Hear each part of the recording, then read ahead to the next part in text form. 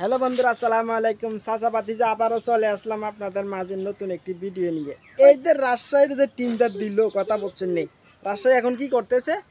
মানুষের কাছে হাত পাততেছে যে ভাই আমরা দলে তো প্লেয়ারদেরকে টাকা পয়সা দিতে পারতেছি না, আমাদের এখন টাকা দেন, সাহায্য করেন, আমরা প্লেয়ারদেরকে টাকা দেবো। ভাই এরা এরা তো মানে তাহলে দলটা রাখার কি প্রয়োজন? আমাদের কুমিল্লাকে টিম না দিয়া, বুঝছেন, কুমিল্লাকে টিম না দিয়ে এরা কি করছে, জোর করে এরা টিম লয়ে গেছে।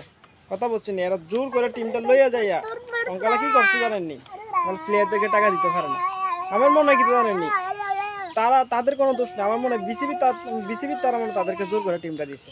হ্যাঁ, এবার সবচেয়ে বাজে বিফিল হচ্ছে এবার চট্টগ্রামে তারা হেলমেট কেনার টাকা নাই, কিন্তু দামি হোস্ট মানে দামি নাইকে আইনা মডেলিং আইনা মনে করেন শু করতেছে।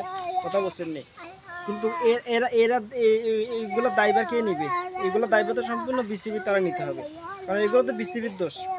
কথা বলছেন, কারণ প্লেয়ারদেরকে টাকা দেয় না।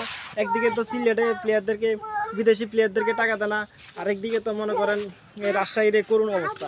ঠিক আছে না? আমার তো মনে হয় এদের জন্য বাংলাদেশে যেরকম এটিএম বুথ আছে না, এরকম এদের জন্য শাখা খুলতে হবে এটিএম বুথের, যে তাদেরকে মানুষের যে দান করবো এটিএম বুথে যাইয়া। কথা বলছি না, ভালো থাকবেন, সুস্থ থাকবেন, এবং কি বেশি বেশি করে চ্যানেলটি সাবস্ক্রাইব করবেন। আসসালামু আলাইকুম।